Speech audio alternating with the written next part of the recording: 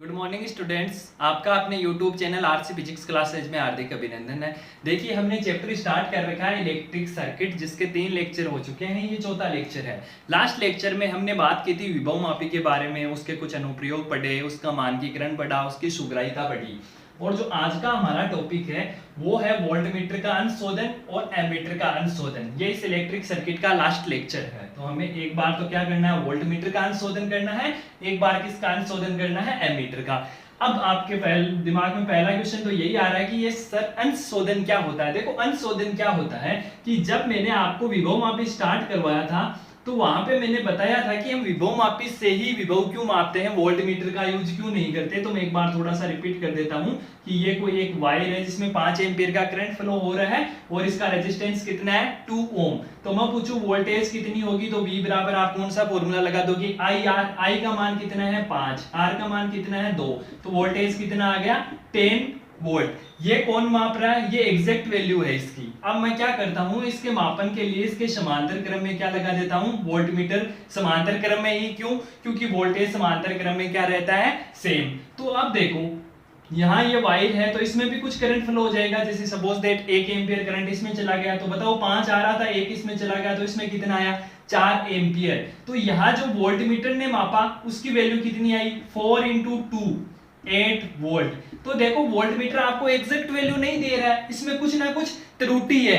जबकि अगर आप इसी को विभव मापी से मापते हो तो आपको एग्जैक्ट वैल्यू मिल जाती है। तो अंशशोधन का मतलब यह होता है कि वोल्टमीटर से आप वोल्टेज मापोगे और उसमें जो त्रुटि रहेगी उसको आप किससे सोल्व करोगे, विभव मापी से। तो यही कहलाता है वोल्टमीटर का अंशशोधन। तो वोल्टमीटर के अंशशोधन की डेफिनेशन क्या हो गई कि आप वोल्टमीटर से विभवांतर का मापन करते हो तो उसमें कुछ ना कुछ त्रुटि रहती है। उस त्रुटि को हम किसकी सहायता से दूर करेंगे, विभव मापी की सहायता से। तो वही क्या कहलाता है, वोल्टमीटर का अंशशोधन।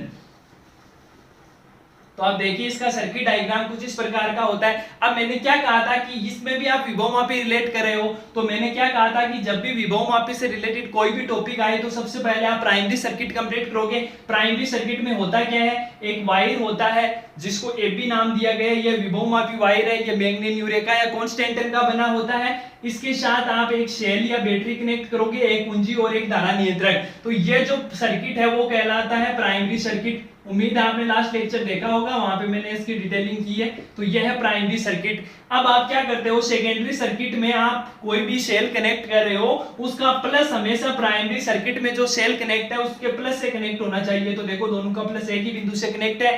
माइनस सिरे को हमने द्विमार्गी कुंजी के एक पॉइंट से कनेक्ट कर दिया, द्विमार्गी कुंजी का दूसरे पॉइंट को हमने गैल्वेनोमीटर और बीसर्पी कुंजी से कनेक्ट कर दिया, और फिर हमने यहाँ पे एक रेजिस्टेंस बॉक्स लगा दिया और वोल्टमीटर लगा दिया वोल्टेज मापने के लिए। आपको पता है वोल्टमीटर हमेशा कौन से क्रम में जुड़ता है, समांतर क्रम में। और दूसरा सीधा इसका द्विमार्गी कुंजी से कनेक्ट कर दिया। अब देखिए, हम सबसे पहले क्या करेंगे, कुंजी K1 को बंद करेंगे। तो जैसे ही आप इसको बंद करोगे, बंद करने का मतलब यहाँ पे आप कुंजी लगा दोगे, तो जैसे ही कुंजी लगाओगे तो परिपथ में क्या होगा, धारा बहेगी। और एक मैं डॉट यहाँ लगा देता हूँ, डॉट लगाने का मतलब यहाँ पे भी मैं कुंजी लगा दूंगा।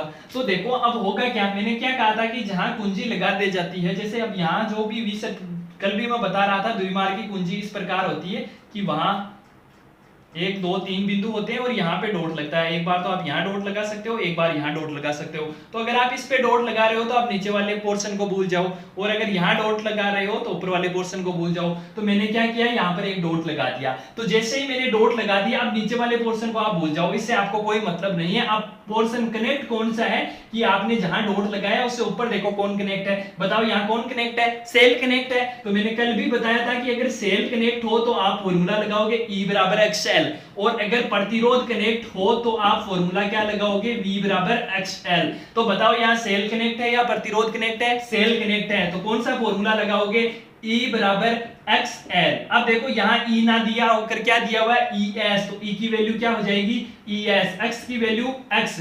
और मैं मान लेता हूं कि जो मुझे संतुलन लंबाई मिलती है वो मिली है L नोट। तो L की वैल्यू कितनी है, L नोट। तो बताओ, E की जगह तो ES, X की जगह X और L की जगह L नोट। तो ES की वैल्यू क्या आ गई, XL नोट। यहां से मैं अगर X निकालना चाहूं तो क्या आ जाएगा, ES अपॉन L नोट। इसको आप दे दो समीकरण 1। अब मैं क्या करूंगा, कि इस डॉट को हटा दूंगा और मैं डॉट लगा दूंगा यहां और इस कुंजी को मैं बंद कर दूंगा। तो अब देखो अब भी सर्किट में धारा फ्लो होने लग गया इस प्रतिरोध बॉक्स से। आप एक उपयुक्त मान का प्रतिरोध निकालेंगे और इस वोल्ट मीटर से क्या करोगे, आप वोल्टेज का मापन करोगे, जिसको मैं क्या बोल रहा हूं, वी वोल्ट मीटर।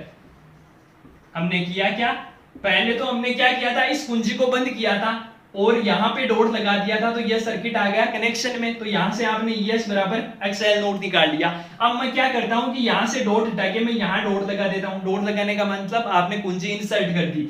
और दूसरा काम, मैं इस कुंजी को ऑन कर देता हूं यानी बंद कर देता हूं। तो परिपथ में क्या होगी, धारा बहेगी। धारा बहेगी तो इससे अगर आप उपयुक्त मान का प्रतिरोध निकालोगे तो यहां से आपको वोल्ट मीटर क्या दे देगा, वोल्टेज की वैल्यू। क्योंकि देखो यहां से कुछ करंट आ रहा है, जैसे मान लो I करंट आ रहा है और रेजिस्टेंस बॉक्स से आपने R प्रतिरोध निकाला, तो बताओ वोल्टेज IR नहीं हो गई। तो यहाँ पे आपने वोल्टेज निकाल ली। कौन सी वोल्टेज, वह वोल्टेज जो वोल्टमीटर ने मापी है। अब हम क्या करेंगे, वो वोल्टेज निकालेंगे जो विभव मापी द्वारा ज्ञात करेंगे।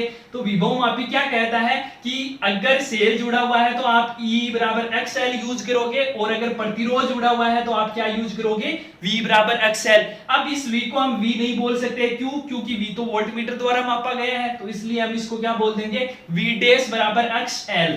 तो अब मैं मान लेता हूं कि मुझे इस पे अब जो संतुलन लंबाई मिली है वो L2 लेंथ पे मिली है। तो बताओ V डैश बराबर क्या आ जाएगा, XL2।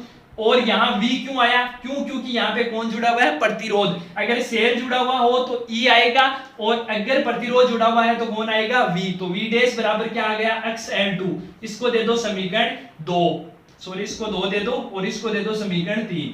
अब इक्वेशन फर्स्ट व थर्ड से बताओ V डैश x की वैल्यू क्या है, ES upon L not into L2। ये किसका मान आ गया, V डैश का।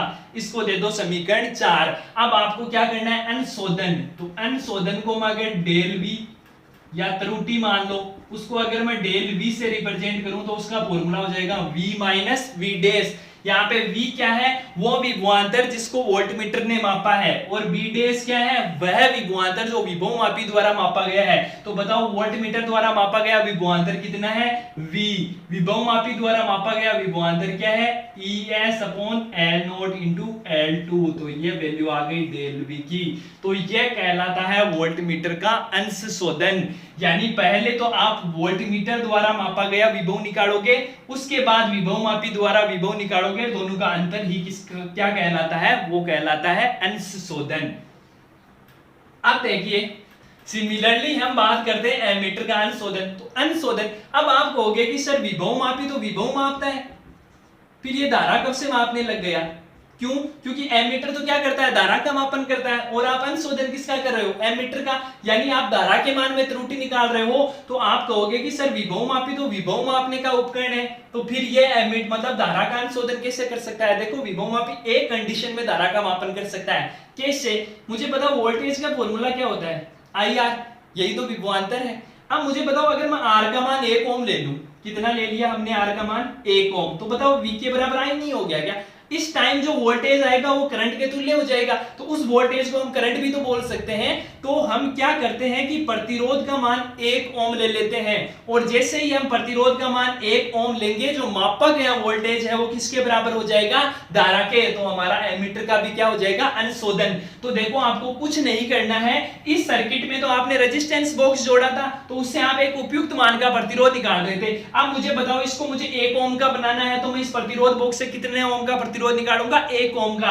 मैंने पहले भी बताया है जो रेजिस्टेंस बॉक्स होता है वो कुछ इस टाइप का होता है, उसमें अलग अलग प्रतिरोध लगे होते हैं। तो इससे आप जो भी कुंजी बाहर निकालोगे उस जो प्रतिरोध बॉक्स का है उतना ही प्रतिरोध हो जाता है। जैसे यहां से मैं अगर 1 ओम की कुंजी बाहर निकाल लूंगा ना, तो इसका प्रतिरोध कितना हो जाएगा, 1 ओम। तो आपको देखो इतना सर्किट तो वैसा का वैसा ही रखना है यहां तक। तो अब यहां पे आप रेजिस्टेंस बॉक्स से कितने ओम का प्रतिरोध निकालोगे, 1 ओम का। तो देखो रेजिस्टेंस बॉक्स की जगह सर्किट में कितना लिखा हुआ है, 1 ओम। और आप मुझे बताओ यहां वोल्टमीटर समांतर क्रम में जुड़ता है, जबकि एमीटर कौन से क्रम में जुड़ता है, श्रेणी क्रम में। क्यों, क्योंकि श्रेणी क्रम में धारा का मान समान रहता है। तो यहां श्रेणी क्रम में मैंने एमीटर जोड़ दिया और बाकी का बाकी सर्किट वैसे का वैसा है।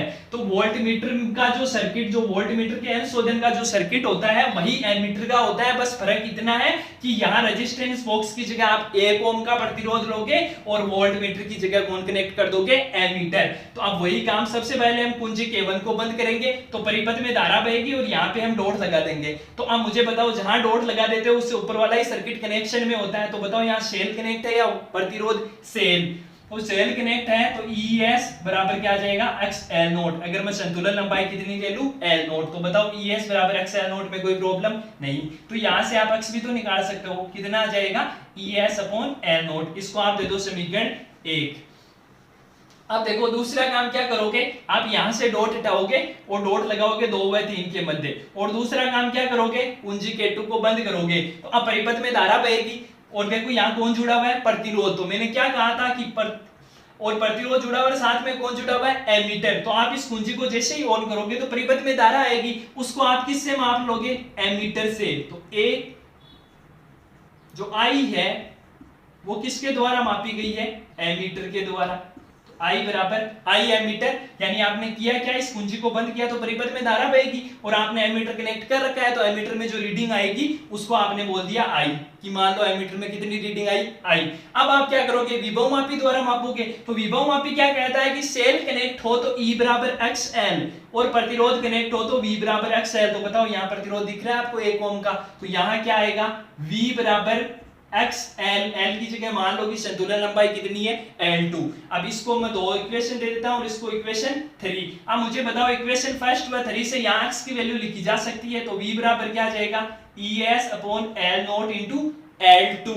अब मुझे बताओ V को क्या लिखा जा सकता है, ओम के नियम से V बराबर IR लिखा जा सकता है, यस और नो। तो यहाँ V की जगह मैं IR लिखता हूं तो क्या आ जाएगा, ES upon L not into L2।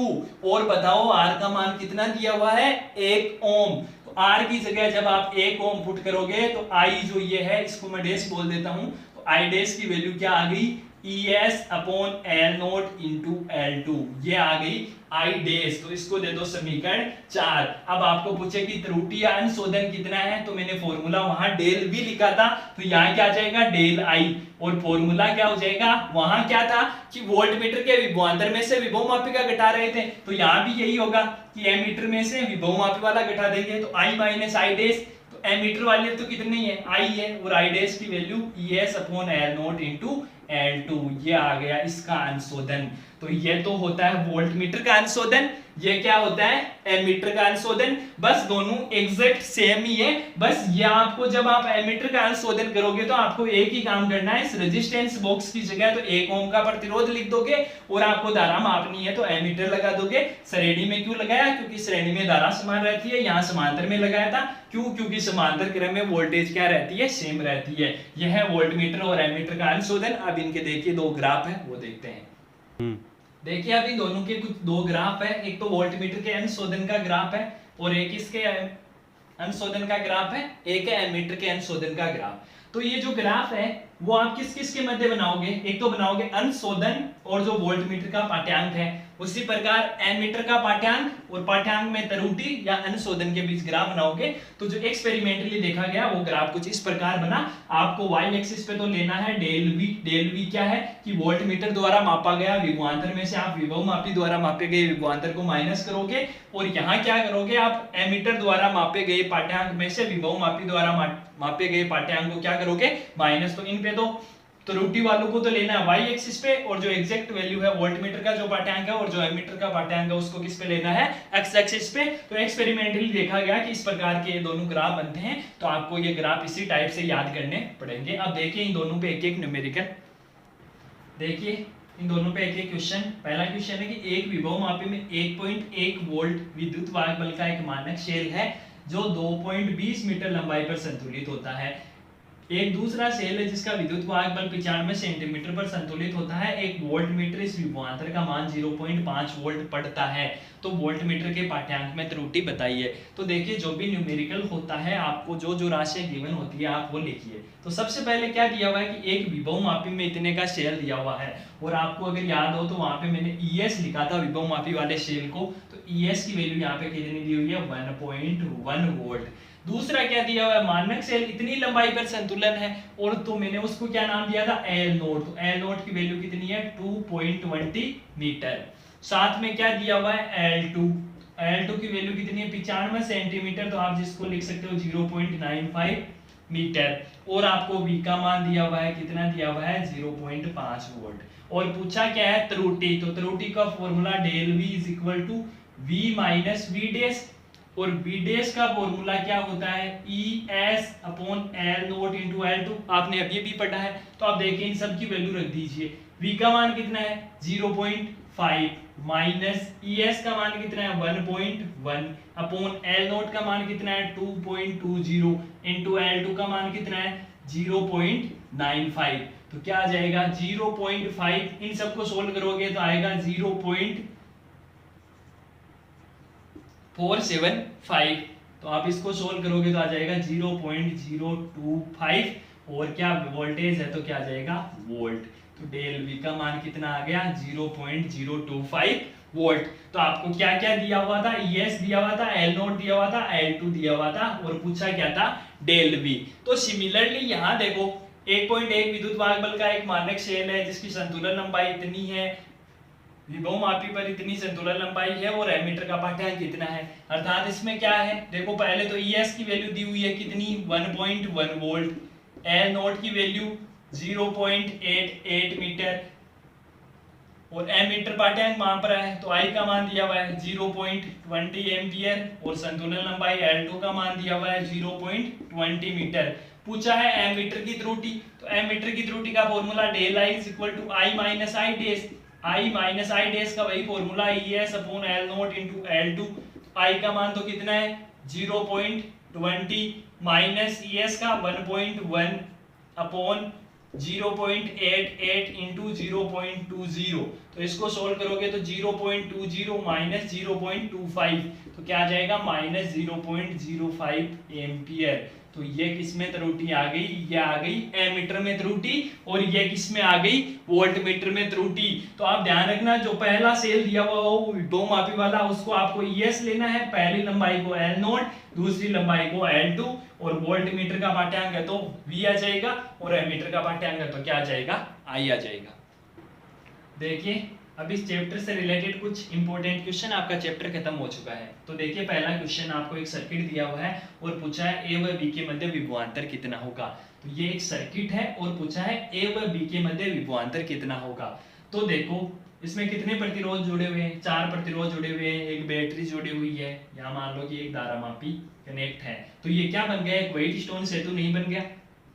और व्हाइट स्टोन सेतु की अगर ये संतुलन अवस्था को प्रूव कर रहा है तो देखिए व्हाइट स्टोन सेतु की संतुलन अवस्था क्या कहते हैं, P upon Q is equal to R upon S, यानी इस भुजा और इस भुजा का अनुपात या इन दोनों भुजाओं का अनुपात। तो देखिए मैं इन दोनों का ले रहा हूं तो 8 upon 4 is equal to 6 upon 3। तो देखो 8 अपॉन 4 कितना हुआ 2, 6 अपॉन 3 कितना हुआ 2, यानी ये दोनों क्या है बराबर है। या अगर आप ये भुजाएं ले रहे हो देखो 8 upon 6 is equal to 4 upon 3, तो इसका भी वैल्यू 1.33, यानी दोनों क्या है सेम है। इसका मतलब ये व्हाइट स्टोन सेतु की संतुलन अवस्था को सिद्ध कर रहा है। तो आपको मैंने क्या कहा था कि संतुलन अवस्था में इनके मध्य जो प्रवाहित गैल्वेनोमीटर में जो प्रवाहित विद्युत धारा होती है उसका मान कितना होता था 0। और मैंने क्या कहा था कि अगर दो बिंदु के बीच धारा का मान 0 है इसका मतलब उन दोनों का विभवांतर कितना है, समान है। अगर विभवांतर समान नहीं होगा तो धारा क्या होगी, प्रवाहित होगी, क्योंकि धारा हमेशा उच्च विभवांतर से निम्न विभवांतर की ओर जा रही है और इसमें धारा नहीं जा रही है, इसका मतलब इन दोनों का विभवांतर क्या है, सेम है। तो क्वेश्चन आपको क्या पूछा है कि बताइए A व B के मध्य विभवांतर कितना है। तो अगर मैं A का विभवांतर V बोलूंगा तो मैंने क्या कहा है दोनों बिंदु का विभवांतर सेम है।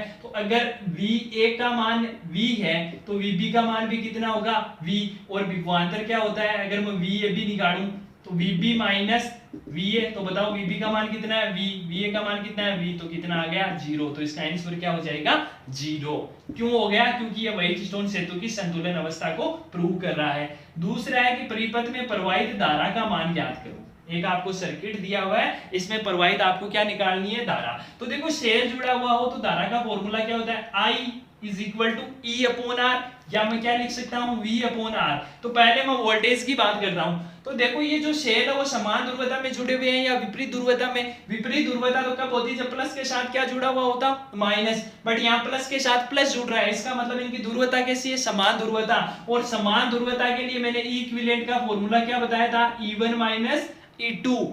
तो देखिए एक का वोल्टेज कितना है 4 और दूसरे का कितना है 2, तो 4 माइनस 2 इज इक्वल टू कितना आ गया 2 वोल्ट। तो V का मान तो कितना आ गया 2। अब देखो प्रतिरोध कितना है, इसका कितना है 1 ओम, इसका कितना है 2 ओम, और ये सब कौन से क्रम में जुड़े हुए हैं श्रेणी क्रम में। तो श्रेणी क्रम में फॉर्मूला R इक्विवेलेंट का क्या होता है R1 plus R2 plus R3। R1 की वैल्यू 1 ओम, R2 की 2 ओम, R3 की 5, तो 5 2 7 प्लस 1 8, तो R का मान कितना आ गया 8, तो 2/8 इज इक्वल टू 1 पॉइंट, तो क्या आ गया 0.25 एम्पियर। तो ये किसका मान आ गया धारा का मान। समान ध्रुवता में जुड़े हुए थे तो माइनस कर दिया, और जो तुल्य प्रतिरोध होता है वो आप जानते हो श्रेणी क्रम में R इक्विवेलेंट क्या होता है R1 प्लस R2। तो R1 प्लस R2 1 प्लस 2 3 हो गए, और ये जो 5 ओम है वो भी कौन से क्रम में है श्रेणी क्रम में। नेक्स्ट क्वेश्चन देखिए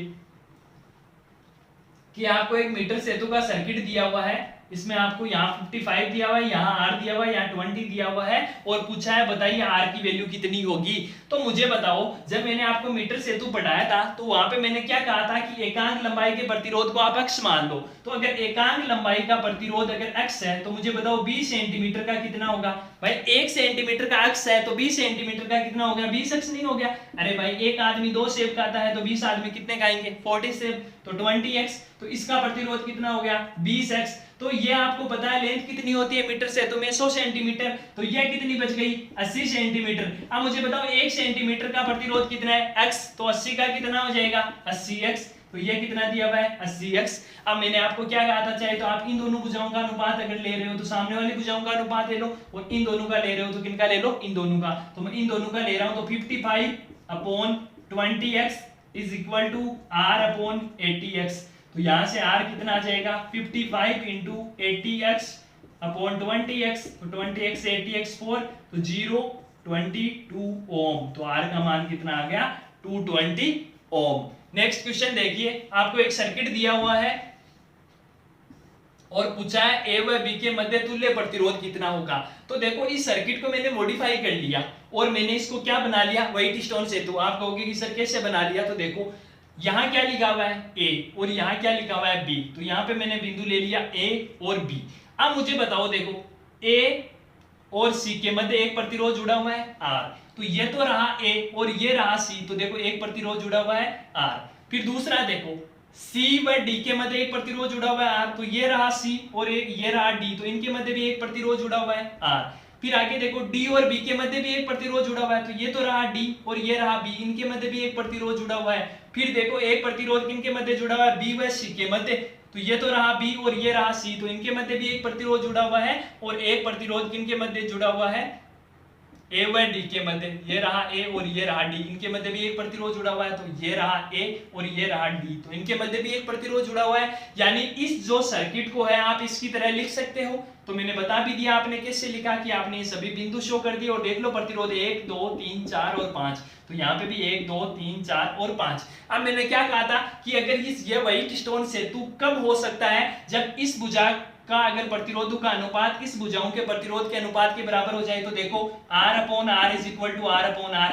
यानी दोनों क्या है सेम है। इसका मतलब ये क्या है व्हाइट स्टोन सेतु। और आपको पता है व्हाइट स्टोन सेतु की संतुलन अवस्था में मुझे बताओ ये जो बीच वाले परिपथ का कोई रोल होता है क्या, आपको पता है धारामापी में जो यहाँ जो धारा जाएगी उसका मान कितना हो जाएगा 0। तो आप यहाँ ये जो रेजिस्टेंस है उसका मान कितना हो जाएगा, जब धारा ही प्रवाहित नहीं हो रही है तो यहाँ जो R है उसका मान कितना हो जाएगा 0, यानी यहाँ शॉर्ट सर्किट हो जाएगा, इस आर का कोई मतलब नहीं बचेगा। तो इस आर को मैं क्या कर देता हूं हटा देता हूं। अब मुझे बताओ ये एक ही वायर से कनेक्ट है, तो ये दोनों कौन से क्रम में हो गए श्रेणी में। तो अगर मैं इसको R1 बोलूं, इसको R2 बोलूं, इसको R3 बोलूं, इसको R4 बोलूं, तो R1 हुआ है R2 किस में है सीरीज में है, तो R डैश का मान कितना आ जाएगा R1 प्लस R2। R1 का मान कितना है R, R2 का मान भी कितना है R, तो कितना हो गया 2R। इसी प्रकार R3 व R4 ये भी किस में सीरीज में, तो R डबल डैश का मान कितना आ जाएगा R3 प्लस R4, R3 का मान R, R4 का मान भी R, तो कितना आ गया 2R आ गया। अब देखो यहाँ R डैश और यहाँ R डबल डैश ये दोनों किस में पैरेलल में, तो R डैश व R डबल डैश किस में पैरेलल में। तो इसको सोल्व करोगे तो जो R इक्विवेलेंट आ जाएगा वो आ जाएगा R dash R double dash upon R dash plus R double dash की value 2R, R double dash की 2R upon 2R plus 2r, तो क्या हो गया 4r² अपॉन 4r, 4r से 4r कैंसिल आउट, तो यहाँ कितना बच गया r ओम। तो इस परिपथ का तुल्य प्रतिरोध कितना आ गया, r ओम आ गया। देखिए नेक्स्ट क्वेश्चन, देखिए क्वेश्चन है विभवमापी के एक प्रयोग में 1.25 वोल्ट विद्युत वाहक बल की एक सेल के लिए आपको संतुलन लंबाई दी हुई है 4.25 मीटर, एक अन्य सेल के लिए संतुलन लंबाई है 6.80 मीटर प्राप्त होती है, तो दूसरे सेल का विद्युत वाहक बल ज्ञात करो। तो आपको क्या क्या दिया हुआ है, आपको E1 का मान दिया हुआ है 1.25 वोल्ट, L1 का मान दिया हुआ है 4.25 मीटर, L2 का मान दिया हुआ है 6.80 मीटर और E2 पूछा है। तो अब आपने दो सेलों के विद्युत वाहक बलों की तुलना की थी, तो वहां पे आपने E1 अपॉन E2 निकाला था, फॉर्मूला क्या आया था L1 अपॉन L2। अब आपको देखिए E1 की मान 1.25, L1 4.25, L2 6.80, तो E1 अपॉन E2 फॉर्मूला आपने पढ़ा है। तो यहां से मैं E2 निकालना चाहूं तो क्या आ जाएगा, E1 L2 अपॉन L1, बताओ E1 का मान कितना है 1.25, L2 का मान 6.80, L1 का मान 4.25, तो आ जाएगा 2.00 वोल्ट, यानी इसका मान कितना आ जाएगा 2 वोल्ट। और EMF आपको पता है विभवांतर होता है, इसके लिए इसका मात्रा क्या हो जाएगा वोल्ट। नेक्स्ट क्वेश्चन देखिए, विभवमापी के प्रयोग में दो सेल है, पहले का विद्युत वाहक बल E1 है, दूसरे का कितना है E2, E1 greater than E2 है। दो सेलों को आपको श्रेणी क्रम में जोड़ते हो तो संतुलन लंबाई मिलती है 60 सेंटीमीटर। यदि कम वोल्टता के सेल के टर्मिनल को उल्टा कर दिया जाए तो संयोजन की संतुलन लंबाई कितने मीटर प्राप्त होती है 20 सेंटीमीटर। तो सेलों के विद्युत वाहक बलों का आपको क्या ज्ञात करना है, अनुपात। तो देखो सॉल्यूशन, क्वेश्चन में क्या दिया हुआ, दो सेल दिए हुए हैं, तो मैं दोनों सेलों को लिख रहा हूं, पहला सेल E1 है और दूसरा सेल क्या है E2 है, और आपको बताया गया है कि E1 क्या है ग्रेटर देन है E2। तो अब देखो कौन सा क्रम है, श्रेणी क्रम। तो श्रेणी क्रम का जो तुल्य विद्युत वाहक बल होता है वो अगर उनकी ध्रुवता विपरीत है तो क्या आ जाता है प्लस, और समान होती है तो क्या आ जाता है माइनस। तो यहाँ देखो माइनस और यहाँ प्लस, विपरीत है तो E1 प्लस E2, तो E1 प्लस E2 का मान देखो कितना दिया हुआ है, संतुलन लंबाई कितनी प्राप्त होती है 60 सेंटीमीटर। तो फॉर्मूला E बराबर क्या होता है XL, तो E1 plus E2 is equal to कितना आ जाएगा, L का मान है 60 और X का मान 60x। अब आगे क्या क्वेश्चन में बोल रहा है कि कम वोल्टता के सेल के टर्मिनलों को उल्टा करो, तो यानी पहले को तो आप है जैसा का जैसा ही पढ़ा रहने दो, प्लस माइनस। अब इसको उल्टा करोगे तो यहाँ पहले माइनस आ जाएगा, इधर क्या आ जाएगा प्लस आ जाएगा। अब देखो इन दोनों की ध्रुवता कैसी हो गई, समान, और समान ध्रुवता के लिए जो इक्विवेलेंट का फॉर्मूला होता है वो क्या हो जाता है E1 माइनस E2। तो इस कंडीशन में E1 minus E2 is equal to x, इसको L1 बोल दो और इसको L2 बोल दो। E1 minus E2 is equal to L2 का मान कितना दिया हुआ है 20, तो क्या आ गया 20x। तो इसको दे दो समीकरण 1, इसको क्या दे दो समीकरण 2, तो आप डिवाइड कर दो, इक्वेशन 1 डिवाइडेड बाय 2, इक्वेशन 1 में आप किसका भाग दे दो इक्वेशन 2 का। तो E1 plus E2 upon E1 minus E2 is equal to 60 upon 20, तो यहाँ से कितना आ गया 3। अब इसका पक्षांतर कर दो, E1 plus E2 is equal to 3E1 minus 3E2। अब देखो E1 का इधर कर दो और E2 का इधर, तो 4E2 is equal to 2E1। तो यहाँ से आपको पूछा क्या है E1 अपॉन E2, तो क्या आ जाएगा 4/2, तो आ जाएगा 2/1। तो ये आ गया E1 अपॉन E2 का अनुपात। आपके जो नोट्स है वो आपको PDF में कंटिन्यूअसली प्रोवाइड करवाए जा रहे हैं। कोई प्रॉब्लम हो, दिक्कत हो तो आप कमेंट सेक्शन में कमेंट करके पूछ सकते हो। Thank you students.